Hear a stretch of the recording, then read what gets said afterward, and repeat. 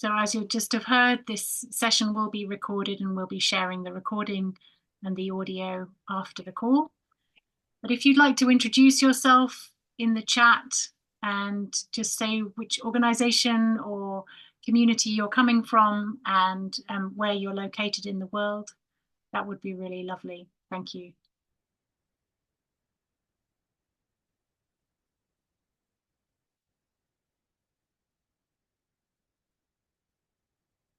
So welcome to those just joining the call. I'll share again the link to the presentations for today.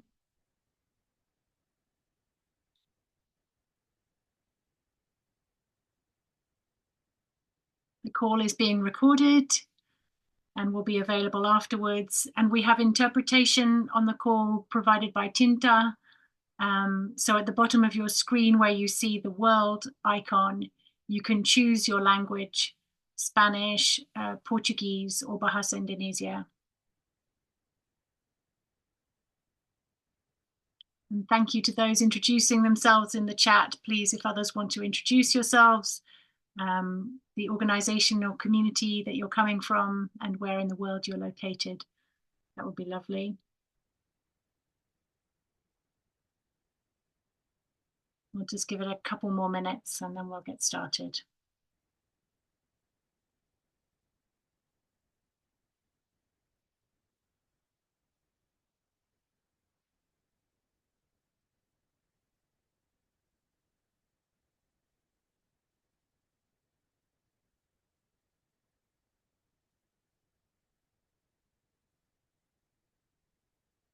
Today's session will be 90 minutes, but we'll try to finish a little bit before, in UK time, 3:30 p.m.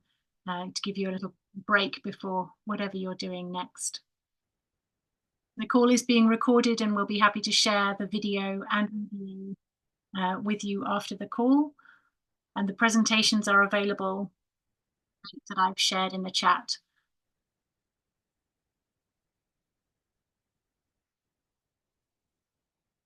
Also, just to say, we're really happy to take questions during the presentation, as well as at the end, and follow-up conversations by email.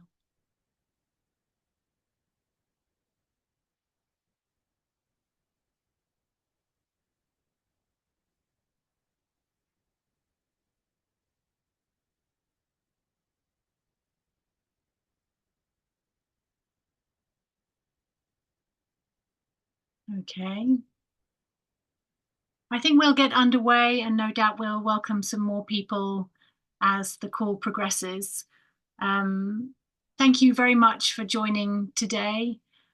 Thank you to our interpreters from Tinta who help make this call available in a range of languages. This project is a collaboration between the Food, Nature, Climate Dialogue and the International Climate Politics Hub, of which I'm a member. So just to introduce who we are, I'm Philippa Bailey. I'm a consultant based in Bristol in the UK. I'm a scientist and public engagement practitioner by training, but I've been spending the last few years working in the climate policy space, particularly building bridges between the policy communities and Indigenous peoples organizations and youth networks and activists. And Lena, who is my colleague in the project, she's also on the call and available in the chat to answer questions. So Lena, would you like to introduce yourself? Hello, everyone. Good morning, good afternoon, good night, depending on what part of the world you are joining us from. It's great to have you all here. And as Philippa said, I will be on the chat, looping in some information and sending also some links to the conversation when needed. Please feel free to reach out at any point during the conversation. Thank you, Lena. And just to recap about this briefings project, so it's an initiative between the Food, Nature, Climate Dialogue and the International Climate Politics Hub. And our desire is to develop and deliver written and virtual policy briefings for Indigenous people, for leaders and their technical teams, and also for local community representatives, using the latest policy intelligence from the ICPH and aligning that with the priorities of Indigenous peoples organizations and local communities.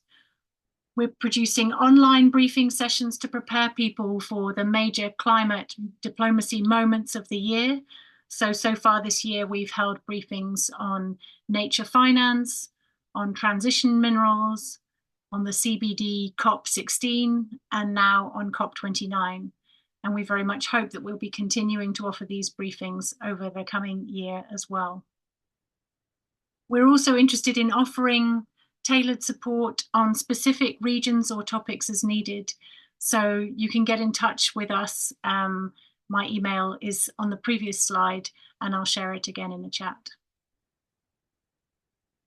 In terms of today's presentation, we'll have 3 sections. So firstly, I'll talk about context for COP29, about the presidency and the connections between the climate meetings over this 3-year period.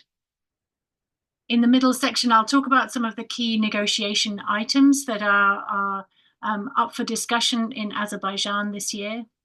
And in the 3rd section, we'll move to a focus on Indigenous peoples' priorities and some of the efforts moving forward this year specifically. So to go a little bit into the context, and I'm going to spend a bit of time here because I think it does lay the groundwork for understanding what is up for negotiation this year, and specifically to have an idea of what scale of ambition and progress might be able to be made. So I'm sure many people are familiar with the COP. It's the Committee of the Parties. So those are all of the parties to the Framework Convention on Climate Change and the Paris Agreement. And parties are countries, including within that the European Union. But for anybody who's been to COP, you will know it is really not one conference. It is like layers of an onion. And at the heart of the conference, in the blue zone, are the negotiations with the parties and observers. But there are many UNFCCC constituencies, so-called, that sit outside that have a different status from the parties. And so there are many events, side events, some of them official events run through the UN, others organized by civil society organizations themselves, that happen around the negotiations. And of course, civil society is a very broad constituency, including youth, women and gender, Indigenous peoples, of course. And then there are the business and industry constituencies as well. And of course, then wrapped around that whole onion is the green zone, which is a public part of the COP process. So that's where it's almost more like a trade fair where people can talk about current issues, but also about products and initiatives, community action that they're taking. Attendance this year at the COP in Azerbaijan is likely going to be a little bit different from previous years. So there will be fewer people overall than there were in Dubai last year. Dubai was a record of about 100,000 people, 80 to 100,000 people. This year, it will be half of that, about 40,000 people. And the Azerbaijani presidency has wanted to have some rebalancing of observers. So those are the constituencies outside the negotiators, outside the parties, more towards the global south. So civil society organizations in the global south have probably received more accreditations than they were expecting, and some global north organizations have received fewer. And while this is potentially a really positive thing to see a greater diversity of organizations represented, it has happened in quite an obscure way that has confused a lot of people, and organizations may not be able to take advantage of having more accreditations if they don't have the resources to support people to go. And this means that there's going to be a slightly different coalition of NGOs and civil society organizations present in Azerbaijan. And I think it's fair to say that some of that is a little bit mystifying as to who is being consulted and who is involved. And you can see a link in the presentation to learn more about that. In terms of the Azerbaijani presidency, they officially take up the presidency at COP29, and it runs then until COP30, which will be in Brazil. It will not be news to you to hear that it is another fossil fuel state, and actually Azerbaijan is the first fossil fuel state. They started drilling for oil 180 years ago. So that's quite it means that their entire economy is built around that. And indeed, 90% of their export revenue comes from fossil fuels. And this is having an impact on what issues are being discussed at depth at COP29. And it won't surprise you that the energy transition is proving to be a very difficult topic to really get the Azerbaijanis to grab hold of and run with. There are other concerns about political freedom and transparency in Azerbaijan. It is an authoritarian government that doesn't tolerate dissent, and there is imprisonment of human rights defenders, and that's an issue that international observers are concerned about. There's also questions about the sort of expertise, diplomatic capacity, and political capital of the presidency. So that is quite unlike the UAE last year, who had enormous resources to pour into this meeting. And the Azerbaijanis have much less capacity and resources to put in. And in terms of their political capital, that means, which are the big players that they're able to pull together to aim for really ambitious outcomes. And there they again don't have the strength of last year's presidency. So a term that you might hear quite a lot about in relation to this presidency is the Troika, which is actually the three presidencies of last year in the UAE, this year in Azerbaijan, and next year in Brazil. So the idea is that these three presidencies are working very closely together to increase the ambition and build continuity between the processes. So why does this make sense? Well, last year was the global stocktake, which was a big evaluation of the progress made so far in the climate negotiations. This year, the substantial discussions are around the renewal of the finance agreement, the so-called NCQG. And next year will be the deadline for submitting the nationally determined contributions, and also starting on the transparency reporting of what the outcomes of that have been. So in some ways, it makes sense to link these presidencies together to make sure that pressure that's applied, continues through that route and over the 3-year period. But we can also say that these three countries, the UAE, Azerbaijan, and Brazil, are all fossil fuel-based economies. And in that way, they are both facing similar challenges and potentially protecting similar interests. So there's the potential to use this to also squeeze out issues that are more difficult for these kinds of countries to discuss. And if you want to see a little bit the tone of the letters that go to the parties from the Troika, there's a link in the presentation. So something that we also need to take into account, I think, this year for COP29 is the global picture and the global uncertainty that we're facing. Much of the election uncertainty that we talked about at the beginning of the year has been resolved, but climate action is threatened by the increasing political polarization that we see towards right and left wing, and also an overall decrease in trust in multilateral processes. So people are, in general, I think, less trusting that these processes can take us forward in a progressive way. And obviously, the the election in the US is a huge part of what paints the global picture. The election will be before COP29, but the result may not be known by the time of the meeting. And even though the administration would not change until January 2025, it would still give a very different flavor to the COP depending on who is coming into power in the White House. And just to consider some of the possible implications and why this is such a big deal, the Republican presidential candidate, Donald Trump, has said that they would consider withdrawing again from the Paris Agreement and potentially even from the Framework Convention on Climate Change.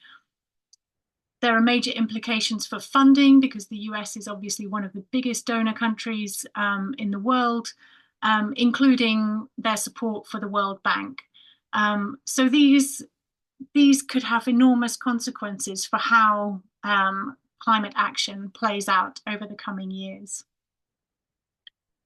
It's also, of course, important to take into account war and conflict that is happening at the moment very tragically around us. So the escalating conflict in the Middle East and actually the proximity of Azerbaijan to Iran is a source of concern for some countries. The war in Ukraine, the ongoing war in Ukraine, is of course causing geopolitical tensions and fracturing, but also a massive impact on the use of financial resources around the world.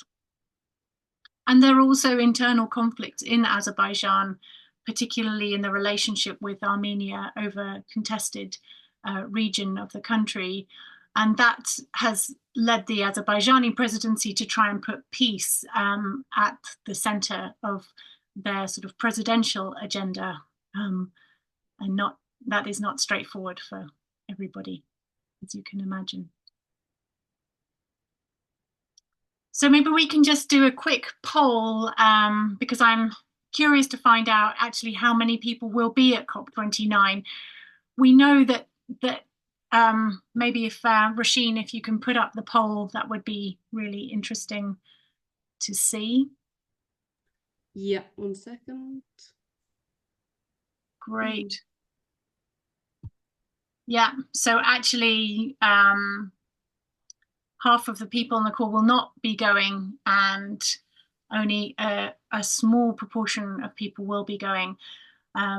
Yeah, that's really interesting to see. Thank you very much. It is a challenging context for Indigenous people and local communities, both in terms of access from a cost and visa perspective, also the relevance of the agenda. Of course, Indigenous people often come with very clear asks about recognizing rights to fair, prior and informed consent in terms of their involvement in policy-making processes and in the consequences of those processes. But these agendas have to meet with what the agenda of the year is from the political side. And I think it's indicative that this year, Indigenous Peoples Day is going to be the penultimate day of the conference. So it's the 21st of November, which is sort of typically when negotiations reach kind of fever pitch and all the negotiators are up all night. And that will swallow up, I think, a lot of the airtime for Indigenous peoples' priorities to be heard in the wider public. So probably all of these reasons mean that delegations from Indigenous peoples' organizations and local communities will probably be smaller than normal. But that doesn't decrease the importance of having those voices be heard really loud and clear at COP29. Also to provide that continuity towards COP30, where we know the profile of Indigenous voices will be much, much higher. So I don't want to paint a really grim picture of what of what's possible this year. I think one really important sort of source of hope and confidence are the emerging connections between the different conventions. So particularly the bridges to the Convention on Biological Diversity, which is meeting later this month. They have their COP in Colombia, in Cali, towards the end of October. For some years, there's been the desire to bring together the Rio conventions more closely. So that's the Convention on Biological Diversity, the Framework Convention on Climate Change, and the Convention to Combat Desertification, much smaller process. And there are obvious problems in trying to consider these different areas separately. Of course, you can have positive climate action that ignores biodiversity or harms biodiversity, and biodiversity loss is one of the biggest drivers of climate change. So it's a real challenge to separate these themes into different meetings.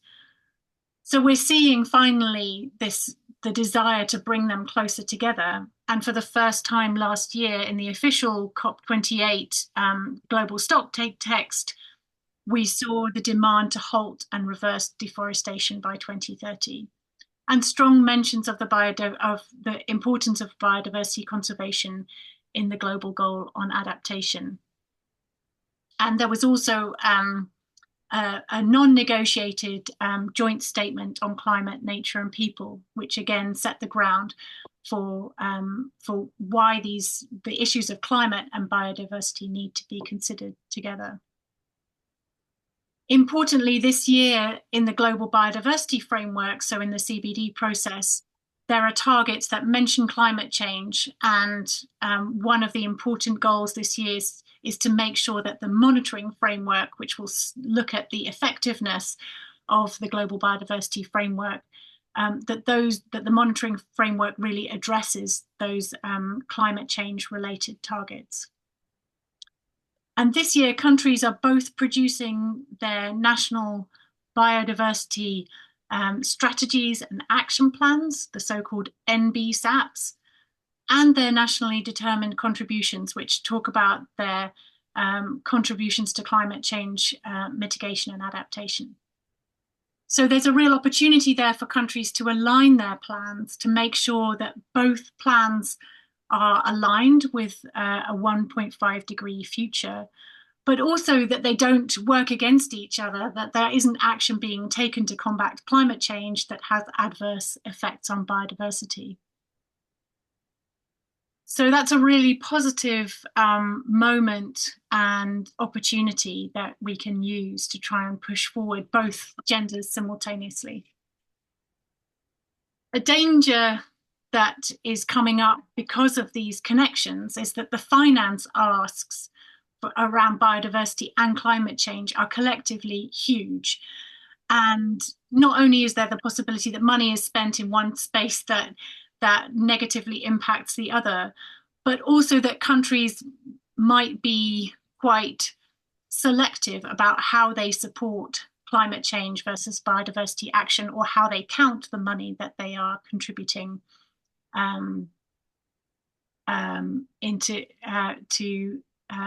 to those two areas. So I think that's something to watch out for, and it's also going to be difficult in the same year to make commitments to these two huge asks. I think that's going to be very difficult for countries. So really important role, I think, for Indigenous peoples, local communities, and Afro-descendant peoples in this year, where the two conventions come together, is to sort of try and shout about the best of both processes, where Indigenous peoples' rights and considerations are put at the forefront, which really is more clearly articulated in the Convention on Biological Diversity than it is in the UN Framework Convention on Climate Change. So trying to talk about the best examples of where Indigenous peoples' priorities are being integrated. And also, of course, about the vision, the cosmovision that sees climate change and biodiversity as two sides of the same coin.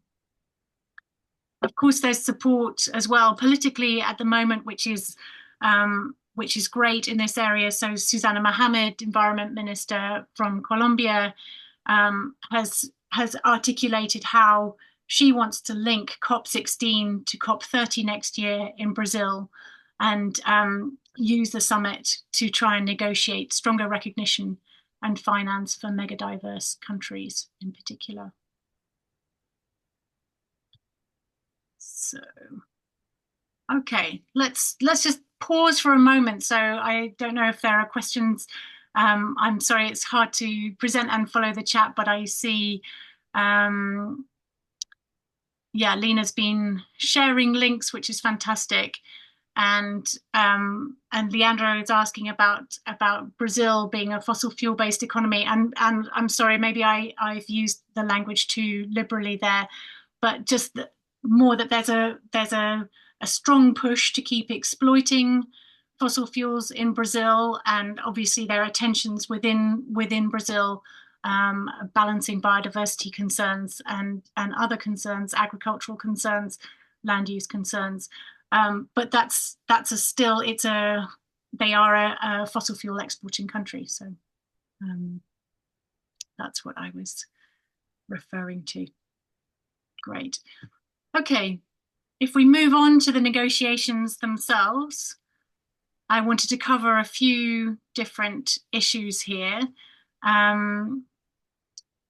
particularly the issue of finance, as I mentioned at the beginning. So sometimes you hear that as means of implementation, which means, how are we going to do the things that are in the plans? And the real discussions this year are around how much money our countries willing to pledge and to put into the pot. Who is going to pay that, the so-called donor base, and what is that money going to be used for? So that's the essence of the discussions under what's called the new collective quantified goal. And obviously money is always important, but I think it's important to say why does this matter? Why are there such huge demands for finance? It's about enabling developing countries to increase their climate action because they need to have financial support to do that. It's about achieving the goals articulated in COP28, like transitioning away from fossil fuels, tripling renewable energy and doubling energy efficiency, adaptation targets, and halting and reducing deforestation. And it's also crucially about rebuilding trust in the flows of finance that will support climate action. Because I think countries have really, particularly developing countries, have really been burned by the lack of forthcoming finance, or the forms in which that finance has arrived, so largely as loans rather than grants, for example. And if we boil it down to its essence, a strong finance agreement means that developing countries can be ambitious in their nationally determined contributions, in their plans. And as you can imagine, this is a bit of a chicken and egg situation, because the countries who provide the finance are saying, well, we want to see what your plans are before we say that we'll put the money on the table. And those who are looking for finance are saying, we cannot come up with the plans until you tell us that the money is on the table. So there has been this kind of this impasse around finance over the last couple of years in the discussions. So specifically, what is on the table this year? The new collective quantified goal, the NCQG, is an upgrade of the $100 billion a year that was promised by 2020. It was actually delivered in 2022. And what they call the quantum, which is how much money they should be aiming for this year in the NCQG, is unresolved. So they have not yet agreed. Countries are coming forward and saying, we need trillions of dollars, not billions of dollars. We need trillions of dollars, somewhere between 1 and 4 trillion. There have been arguments about who should pay this. So this is the donor base. And basically these arguments orbit around whether countries like China and the Gulf states should start being contributors because of the development that they have gone through, their financial means that are different now from when the agreements were first made. There's a question about broadening the scope of what the finance pays for, so not just mitigation and adaptation, but also loss and damage, so that increases the amount that is required. And it's becoming very clear that a lot of this finance will have to come from outside overseas development aid or the aid budget. Just for an idea of scale, the total overseas aid budget for the year is $220 billion. And much of that is spent on things that have nothing to do with climate. So it's going to be, the sources of finance are going to be very varied. And there's a discussion happening right now that maybe the NCQG will sort of arrive in two streams. One will be a commitment to upgrade the $100 billion. And the other will be much more around modifying financial flows to make more money available over time, but not concrete commitments. But I think it's fair to say that there's still really major divisions around this issue that are due to be discussed before the COP in Baku. But the signals so far are not really strong that countries will arrive at an agreement, just because the issues are so long-standing and so entrenched. So how does this matter for Indigenous peoples and local communities? I think it's fair to say there is much more interest and recognition of the role that Indigenous peoples and local communities play in using resources effectively within their communities to make a real difference to people on the ground. So the profile of Indigenous-led finance is much greater now than it was 3 or 4 years ago. And that's due to the advocacy for direct financing that a lot of organizations are undertaking, and also the visibility and impact of those Indigenous-led funding platforms. So it's clear that Indigenous peoples and local communities have much more skin in the game, if you like, now than they did several years ago. I think Indigenous peoples can speak very strongly to the need for a positive climate and nature finance relationship, that we cannot be using funds to promote climate action that undermine nature and the other way around. And emphasizing the models that work well in this regard, which is financing direct to communities for the projects that they have prioritized and for the needs that they understand. I think it's worth thinking about some of the vehicles that will bring money potentially to communities. So some of the climate finance that is discussed this year will then come through routes like the Green Climate Fund. And there is an Indigenous Peoples Advocacy Group for that fund. I'll just show the members there as they stand on their website. So advocating through those kinds of vehicles for greater representation of Indigenous peoples and local community priorities would be really important.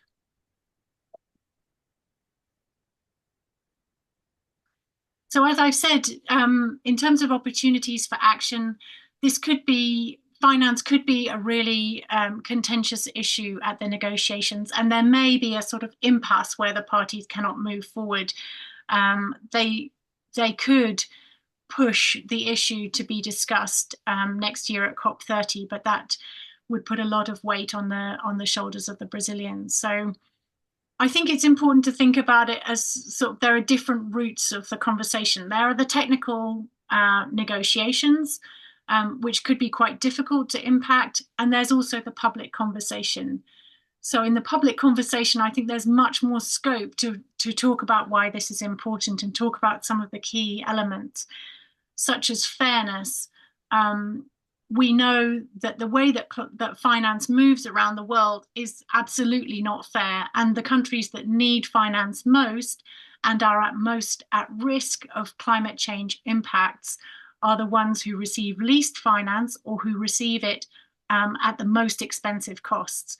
So that's just how much it costs to borrow money will be greatest for the countries that are most impacted and least able to pay. And if you're interested in this more, the Bridgetown Initiative, which was started by the Barbados Prime Minister Mia Mottley, they are reflecting a lot on these issues and have just produced a new update to their initiative. In the public conversation, I think we can also talk about access, so about direct access to funding and what makes systems work for people so that they can access the funding they need. We can talk about the different funding models that work, so maybe not huge grants or huge loans, but things that communities can get their teeth into that work at the scale that they want to work. And we can demonstrate the successes of Indigenous-led funds, which are still in their early days, but really important to keep the profile of that really high with people. So in summary, I think there's more possibilities to impact the public conversation than to impact the technical conversations, but I'd love to hear from people who've got maybe different views on that as well.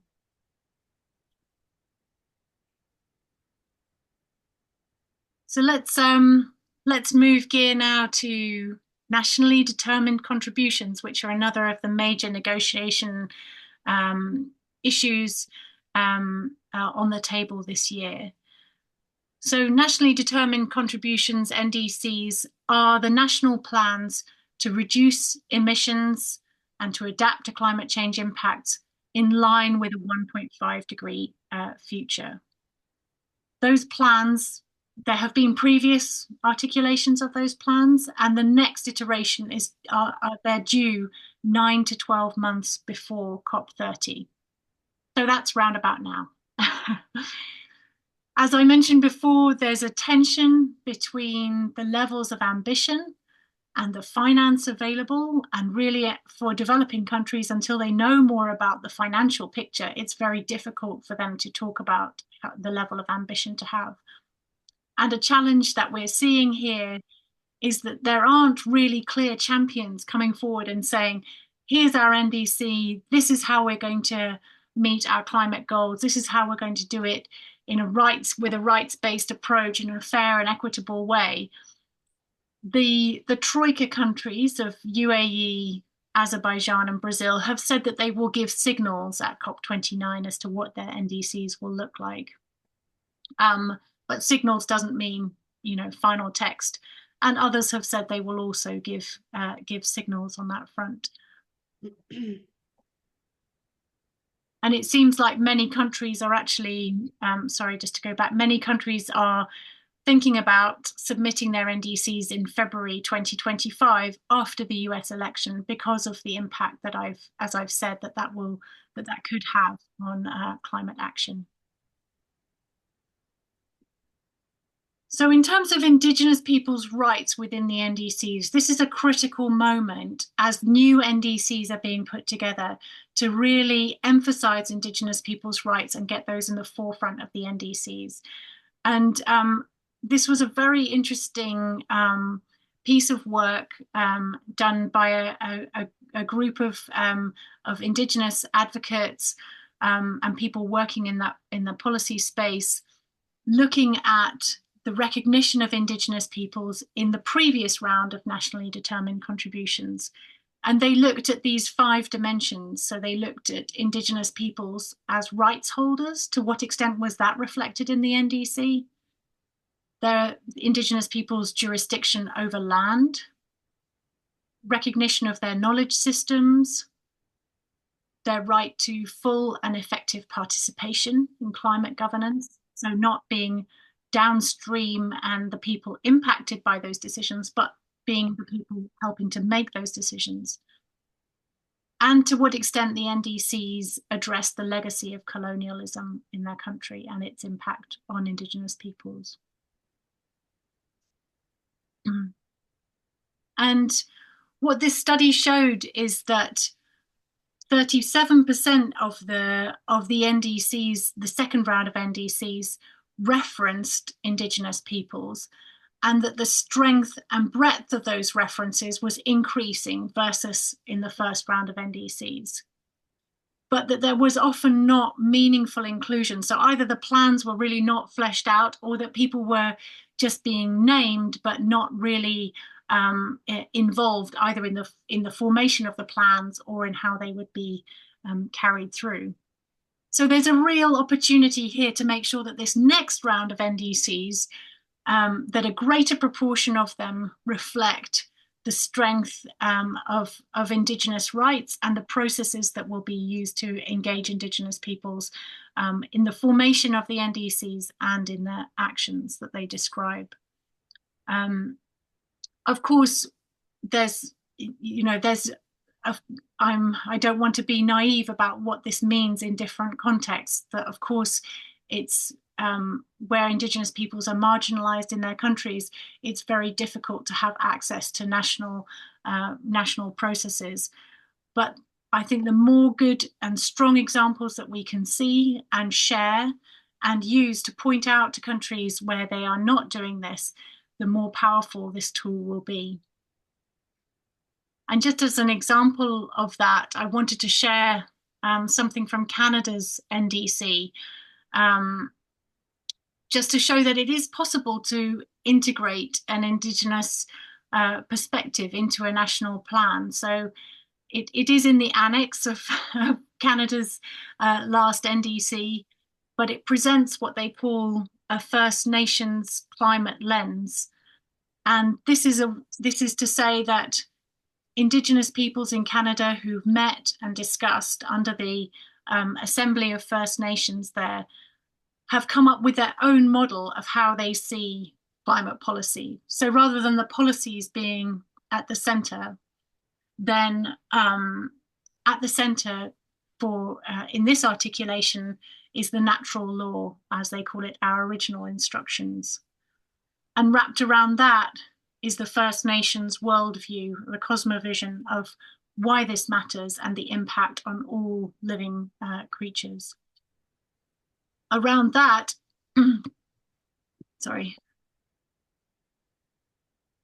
is the reality of how does this play out for Indigenous peoples, for First Nations peoples in this situation. And wrapped around that is the legislative, legal and policy ecosystem of what do we need to do to be in harmony with these inner layers. So I think it's really interesting to see this and to see it presented in a national document. And it would be amazing to see more and stronger articulation of Indigenous perspectives in NDCs.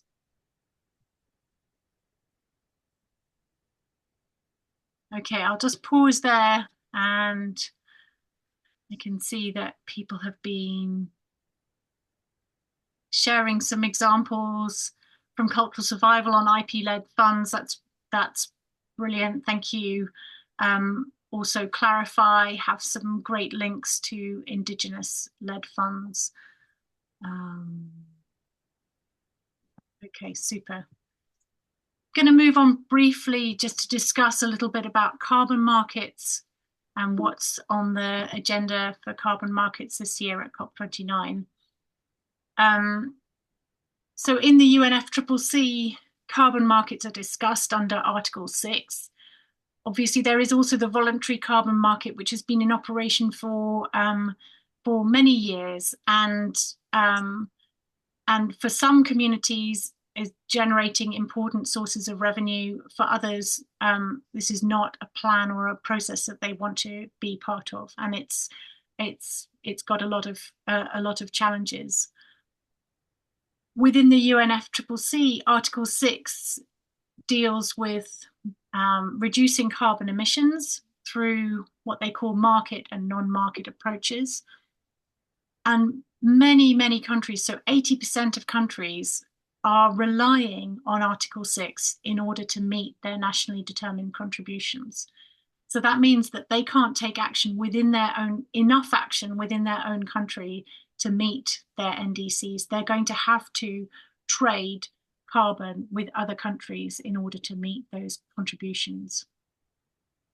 So it's really critical that this article, that the agreements under it work for people and that they are solid going forward in time, because there's a lot of pressure, a lot of reliance on these tools. And the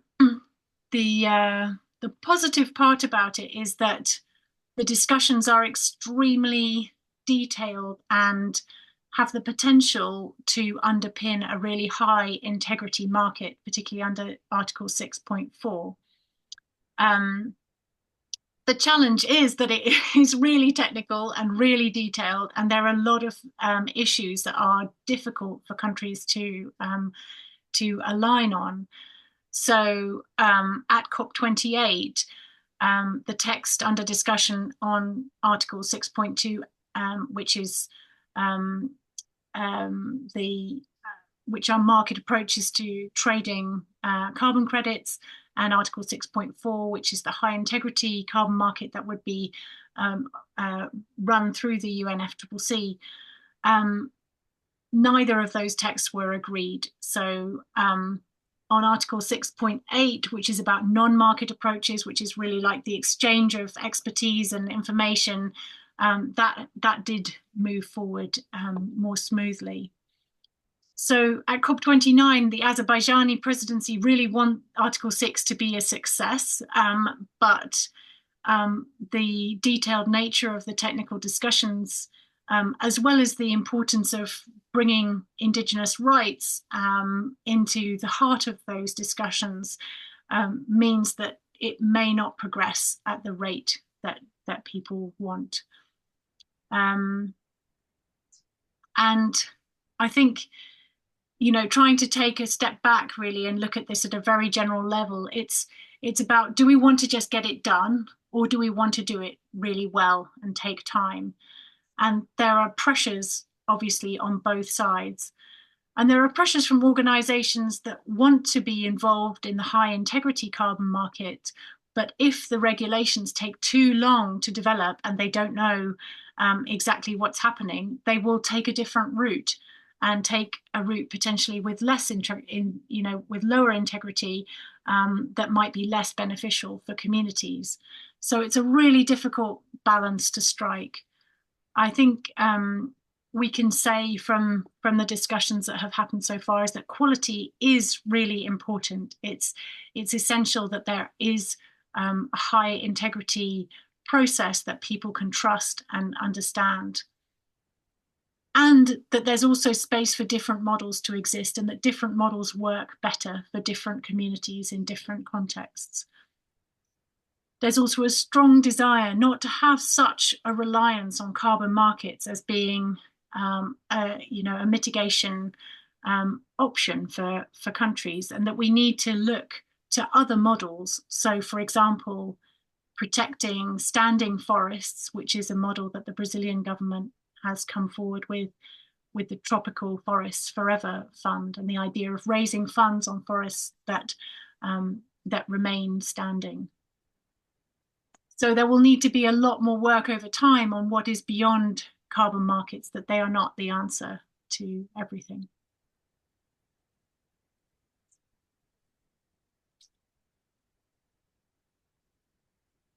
Great. Yeah, maybe just to spend a little moment here, beyond the negotiations themselves are a whole raft of pledges and agreements that lie outside the binding agreements taken under the convention. So it's often a place where the presidency push their vision and their priorities, and that, for example, the joint statement last year on climate, nature and people was part of the UAE's desire to see those issues come together. So this year we've still got the high-level champion from the UAE, that's Razan al-Mubarak. And there's a new high-level champion from Azerbaijan, that's Nigar Apadarai. And they have launched the presidency action agenda. It's got a whole mix of things, but mainly around energy, digital transformation, and peace. They do mention this initiative called the Climate Finance Action Fund, but from what I've heard, it's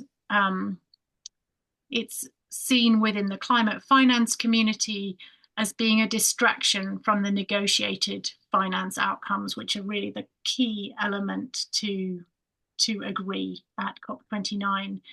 These kind of initiatives can take a lot of airtime and public attention, but often it's less rigorous what gets counted under that, who's contributing, what the process for renewing those agreements are going to be over time.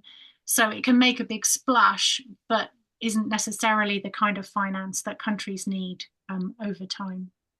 And I know that's a concern for Indigenous peoples organizations.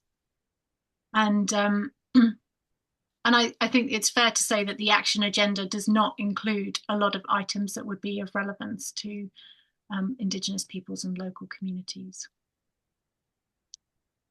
So let's move to the final section of our presentation today, really focusing in on Indigenous peoples and local communities. And I'm hoping that we have Christina Pop on the call who might be ready to give us some comments. Let me just check if she is indeed here.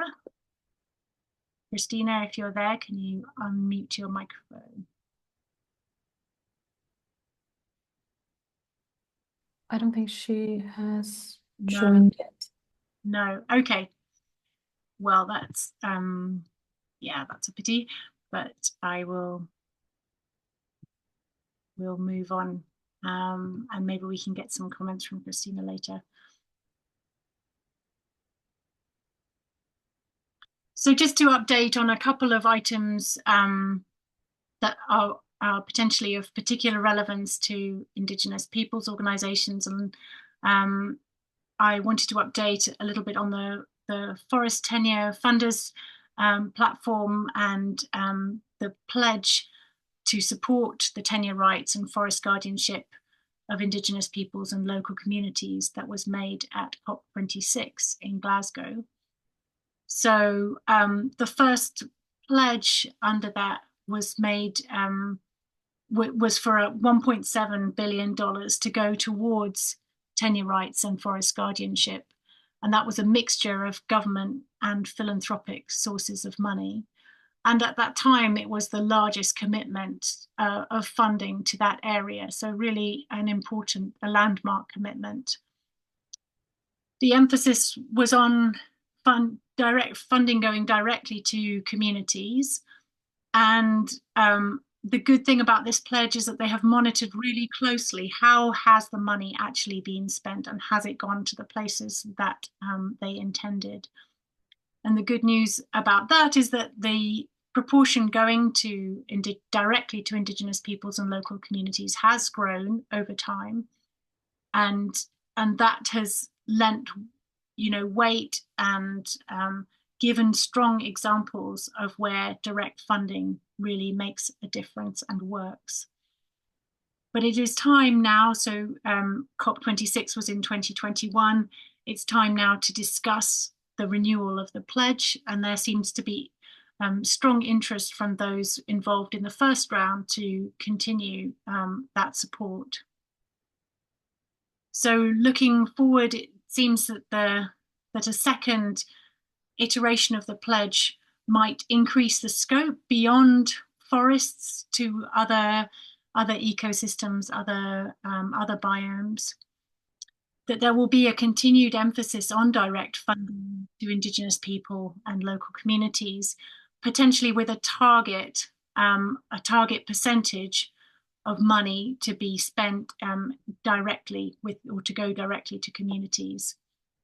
And also with an emphasis on making intermediaries who might hold money for communities, making them accountable to communities.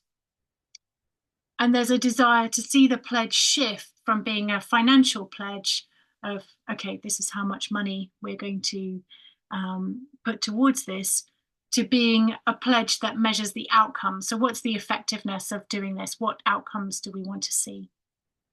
And that might make it, again, a stronger tool to use for communication.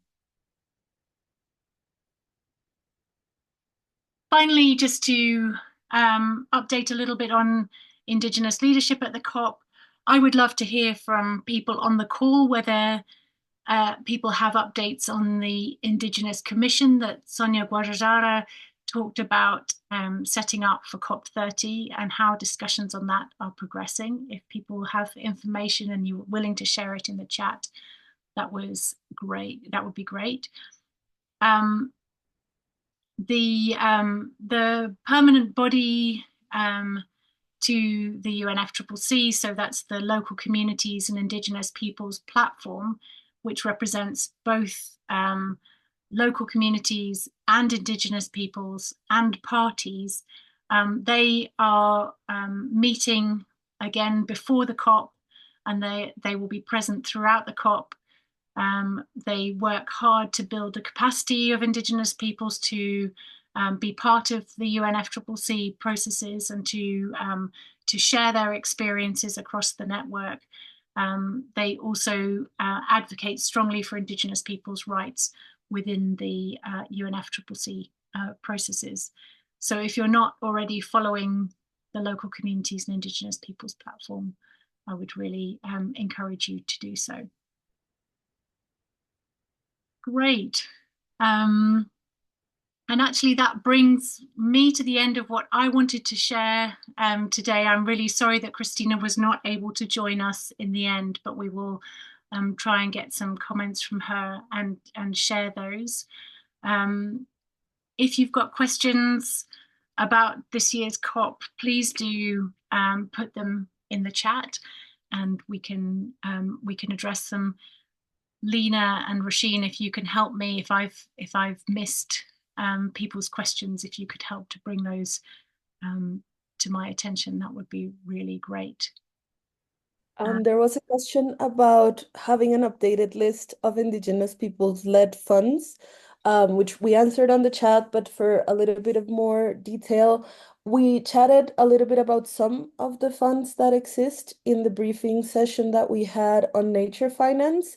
And you can find, I shared the link to that briefing on the chat, but there has also been some attempts at compiling Indigenous-led funds, and there have also been some regional efforts. So depending on what region you are, you may find that there's more specific funds that may not be as well known globally, but definitely have an impact on the ground. The cultural survival link that I sent to you is more regarding global efforts. And I also think it's likely that after COP29, there will be yet another updated text on this, particularly around the conversations of Pledge 2.0 that Filipa was just mentioning. Yeah, thank you so much, Lena. That's great. Please do ask any further questions in the chat. And also I would love to encourage you just to fill out a very, very short feedback form before you disappear from the call today. It really helps us to understand whether the messages that we're bringing and the way that we're doing it, whether that helps you, whether that's the right kind of information, or whether you would like to receive other things. So please do take a moment, if you can, to fill out that form. I see a question: the trade-offs between climate and biodiversity finance, aren't there requirements that climate finance must be nature and biodiversity positive? No, unfortunately, that is not necessarily the case. So you know, whether that might be well, an issue that we have discussed about a lot is, in the energy transition, for example, the need for energy transition minerals may have very negative impacts on biodiversity.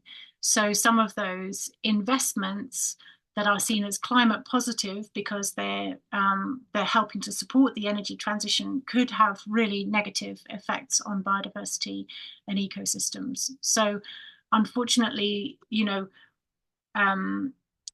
are some very important trade-offs that are being made, and I think the climate finance discussions tend to stay at a very high level of this is how much money we need, and this is where it's going to come from, and they don't go down to talking about what will change on the ground in your country on receiving this finance. And those decisions are made way further down the line through the individual climate funds and the schemes that they run. But I think there's a lot that is being counted as climate positive that is not nature or biodiversity positive, unfortunately. I would also make another note on that question by Angalia, which is to say that explicitly putting into texts and formal negotiation documents that they must be positive is something that receives a lot of pushback, precisely because of the types of solutions that Philippa has been bringing on, since there is corporate interests involved and countries who are depending on matters like mining, they tend to create pushback for solutions to be what we would call coherent in those two lines. And so that's why it's not official in most of the documents. Yeah.